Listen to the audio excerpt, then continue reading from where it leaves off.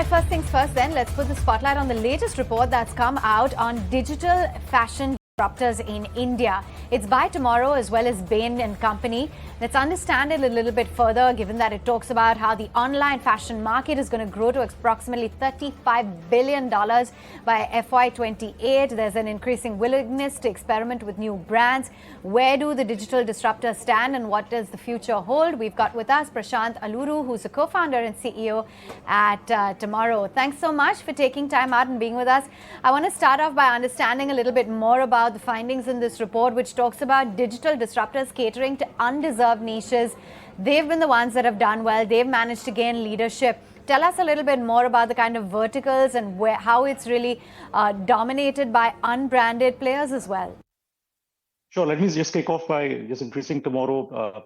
Tomorrow is a tech-led house of brands, and we recently published this joint report with Bain to look at where is the macro opportunity within digital-first brands, and within that, what playbooks have the current of disruptor brands adopted, which have done well, and what do the emerging brands need to focus on. So I think to your larger question, I think the macro opportunity in e-commerce fashion is, of course, very large. It's one of the largest categories, fastest growing. And within that, we believe by FY28, 30% of the market would be captured by digital-first brands, which is the existing brands which have maybe broken out more than 100 crores are far and few between. But by FY28, we fundamentally believe that this will be more than 5 times of where the current 250 plus crore brands are. And within that context, to your question on categories, I think, of course, there are many categories which are existing large TAM categories today, but also some new categories that are emerging as potential large categories in the future. So to talk about some of the existing large ones, it's everything from men's casual to women's western wear to women's ethnic, all the way up to kids wear. And on the emerging categories, we believe categories like athleisure, which are fashion-forward athleisure, to active, and some of the other fast fashion and expressive wear categories are the ones which will see fundamental hyper growth in the next 3 to 4 years. But by FY28, this will be a $10 billion opportunity just for digital-first brands, and the overall market will be more than $35 billion. So what are the trends that you're picking up when it comes to Gen Z versus the millennials? I understand that the younger buyers have a lot of propensity to try out new brands. What is it that you've learned in this report about the consumer preference and buying patterns? Sure. So I think if you look at even today, if you think about Gen Z and millennials, which forms a large part of where digital first brands have seen traction, we studied almost 1,000 plus brands as part of the study with Bain. And today, almost 70% of traffic comes from Gen Z and millennials. Within that, 40% would be Gen Z, about 35% would be millennials. And this, we believe, will continue to stay. And even in 28, almost 75% of the market will be driven by Gen Z and millennials. But what is different about what the consumer is looking for? Of course, these are some of the early trendsetters, early adopters, more willing to experiment with new age brands. But beyond that, I think what they look for is somewhat different.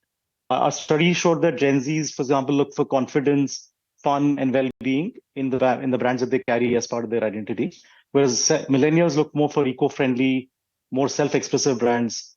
So fundamentally, I think these two are the largest cohorts of consumers that today have led the disruption of existing traditional brands and the emergence of these insurgent brands, which will continue to take shape from the larger incumbents.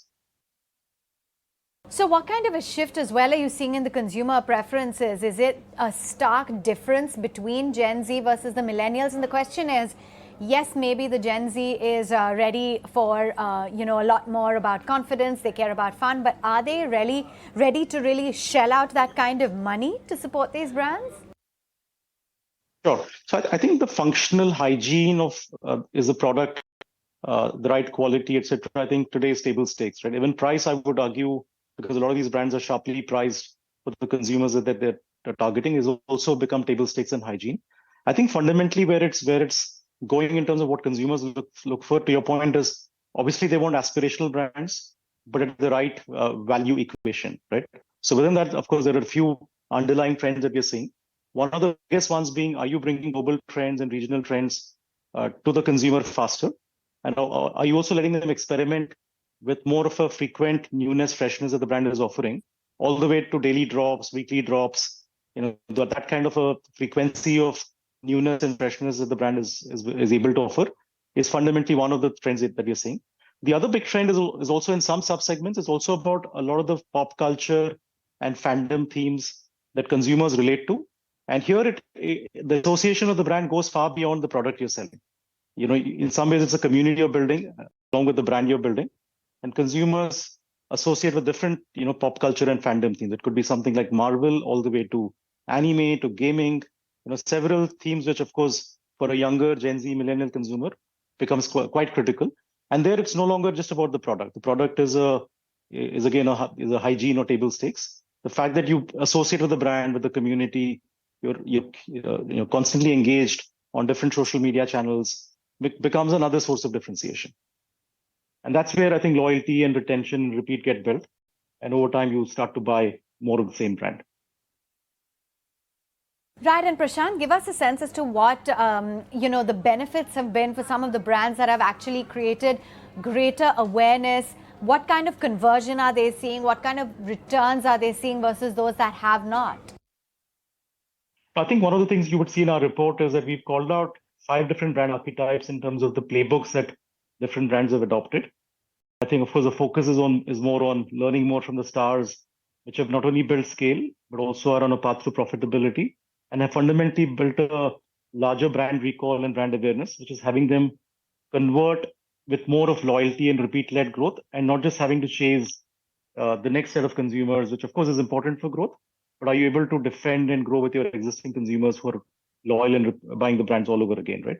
And within that, you'll see from in the report that if you think about the stars versus the others, I think fundamentally because they've invested not only on the product and the value prop, but also on the brand building, they see a lot more awareness, which then leads to higher conversion. And then the share of wallet also over time builds a longer lifetime value with the consumer. And that's fundamentally the playbook that we believe is a sustainable model versus, let's say, if you were a capital efficient growth hacker, you may end up building a niche, but hit a ceiling very quickly. Or you're just investing for growth and chasing vanity metrics.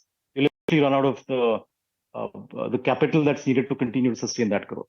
So fundamentally, I think we've learned a lot in the report from the stars that today have broken out. Not only have they stood out from the clutter, they've also broken out beyond the call it 100, 150 crore mark, and now demonstrating that next level of playbook capabilities that are needed for you to go from a 200 crore to a 1,000 crore lifestyle brand, which is leadership brand, owns the consumer, owns the category end to end.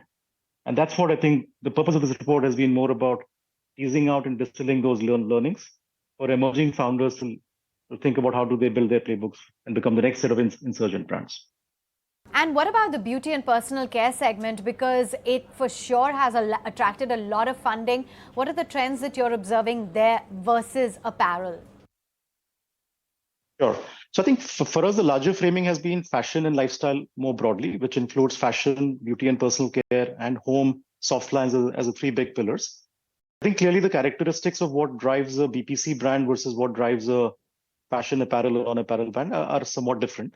I think it boils down to a couple of things. I think one, the assortment complexity within fashion, of course, is far more broad and needs to be managed carefully. Whereas in BPC, you can build a brand with a narrower portfolio, which constitutes a larger share of the business, and hence that becomes a slightly different category. The second is, of course, the repeat behavior of what the consumer is doing. Fashion fundamentally, of course, is a repertoire category, whereas beauty, once you establish loyalty, you build a strong product, there is a trust factor with the product you're selling. The repeat rates could be a little bit higher than where fashion is, and that's maybe one of the reasons why you've seen a plethora of BPC brands getting funded, whereas fashion, because of the complexity of the category, you need far deeper capabilities. And one of the things we're trying to invest even as tomorrow for our portfolio of brands is to bring those capabilities faster in a bigger way so that brands can benefit from those capabilities, including technology and data science. Because one of the things is, while you're not a platform and you're a brand, you still have to invest in a lot of deep tech and data science capabilities for you to do everything from trend spotting to demand sensing to building your range appropriately, managing inventory better, and then going back and once you find a bestseller, how do you double down and do more of that while you're constantly spotting trends and launching new stuff. So I think my sense is investors are also, of course, understanding, because of the macro opportunity being so large, that this is an opportunity you can't ignore. But having said that, it's only for the deeper operators who can bring the right capabilities and founders who are not only finding the initial PMF, but are able to get to that scalable PMF is where I think investor money is going. And that we believe will lead to a bit more of larger brands getting built, and the current fragmentation of a lot of unbranded to semi-branded to fewer, 100 crore plus brands, changing to fewer bigger brands becoming even larger and owning categories. So that's a trend I think we think will happen, and hence investors will also follow that from backing the biggest brands, which are demonstrating leadership potential. Now, the report states that the next wave of winning brands will not follow the platform playbook, but will be true fashion brands built on differentiated propositions, memorable branding, and a sharp understanding of assortment. Tell us a little bit more about what exactly this means. If you could elaborate on who is really going to be, what kind of brands are going to, lead the next race of winners. So maybe I'll take one example from our own portfolio. I think we have a brand called Bewakoof, which owns the casual wear, exclusive wear market and rides on the earlier point that I made on fandom and pop culture. And between Bewakoof and the Soul Store, these are the two leadership brands in that space. And fundamentally, if you look at Bewakoof, they have almost 5 to 6 million monthly active consumers, very high usage of app-led business, almost 70% repeat, so, and hence over the last 10, 12 years, PK, who's the founder, has built a very strong foundation with a Gen Z and a younger millennial consumer set, and then riding on different, contemporary pop culture and fandom themes to even some which are, for example, new themes that have emerged. Right? When Chandrayaan was launched, Bewakoof was able to capture that in the next one day. Right now, the whole country was, of course, it was a big proud moment for the country. But wearing it on your sleeve with a design that's quite differentiated is what this brand was able to cater to. Similarly, there are other brands in our portfolio like Veirdo, which of course post-COVID athleisure has taken a different form, and we internally call it fashion leisure. It's a fashion-forward athleisure. So everything from an airport look to a vacation look to quads, which are fashion-forward and fashion statements. Now, this is a brand that owns this space. While it's a category that's emerging, it's not yet a large category, but they own this category from a very early D2C footprint.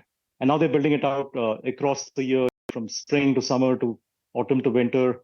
How do they capture this design language and this fashion quotient and meet the consumer almost all through the year? Because travel has become a large trend, and within that, the fashion that you would want to wear at a resort to an airport to while you're outdoor has also changed. But that along with comfort, because what has changed post-COVID is that you want the fashion statement, but you equally want the comfort of athleisure. So that's a brand called Veirdo in our portfolio.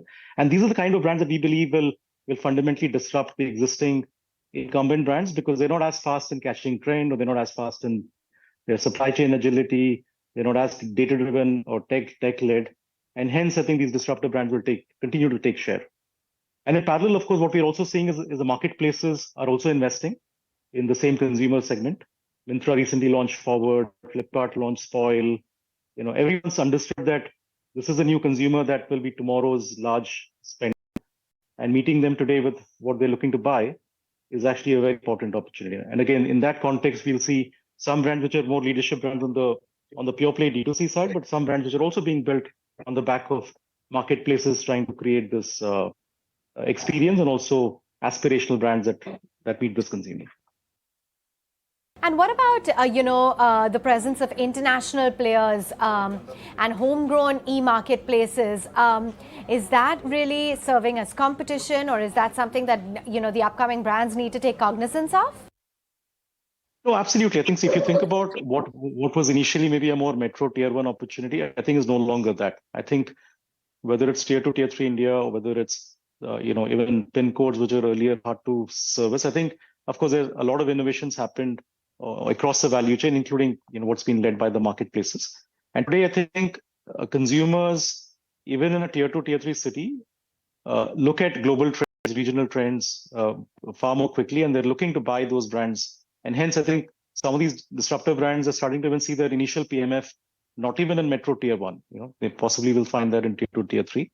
And we also see a lot of different pockets of pop culture that's emerging, even from an India lens, right? I mean, if you think about, let's say, even music as a theme, right? The different pockets of music-led trends which are playing out in different parts of India, and that way, I think brands are meeting these consumers faster, both from a regional lens, but also from bringing global trends into India.